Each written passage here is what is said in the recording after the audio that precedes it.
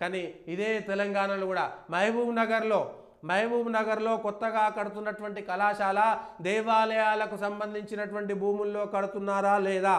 మహబూబ్ నగర్లో ఉన్నటువంటి హిందువులారా ఒకసారి ఆలోచించండి. దేవాలయాలకు సంబంధించినటువంటి గతంలో టీఆర్ఎస్ సర్కారు షాద్నగర్లో సీతారామచంద్ర స్వామికి సంబంధించినటువంటి 1000 ఎకరాల భూమిని టీజీఐఐసికి అప్పచెప్పేటువంటి ప్రయత్నం చేసింది.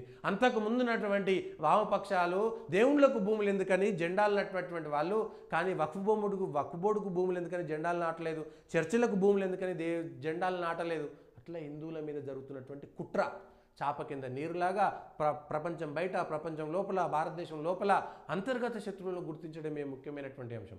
మహబూబ్ నగర్లో కొత్తగా కడుతున్నటువంటి కళాశాల దేవాలయాల భూములయా కావా? దానికి ప్రత్యామ్నాయ భూమి ఇచ్చిరా లేదా? ఇయ్యకపోతే ఎవరైనా మహబూబ్ నగర్ హిందువులు కేసేసి ఆ భూమిని ఆపేయాల్సినటువంటి ఆ కట్టడాలు అవసరం లేదు. దేవాలయ భూముల కంటే కాలేజీ గొప్పది కానే కాదు. మస్తు భూములు ఉన్నాయి, ప్రైవేట్ భూములు ఉన్నాయి, కొనుర్రి. వక్ఫ్ భూములు ఉన్నాయి, చర్చ్ భూములు ఉన్నాయి, ఇయ్యిరి. చర్చిలకేమో సర్కారు భూములు ఇస్తారా, మసీదులకేమో సర్కారు భూములు ఇస్తారా, దేవాలయాల భూములేమో ఇది అందరిది కదా, 80% హిందువులకే మేలవుతుంది కదా, అక్కర్లేదురా భయ్ మాకు, మా దేవాలయాలు కాపాడుకుంటే మా దేవాలయాలలో మేము చదువులు చెప్పుకుంటాం, మాకు అక్కర్లేదు.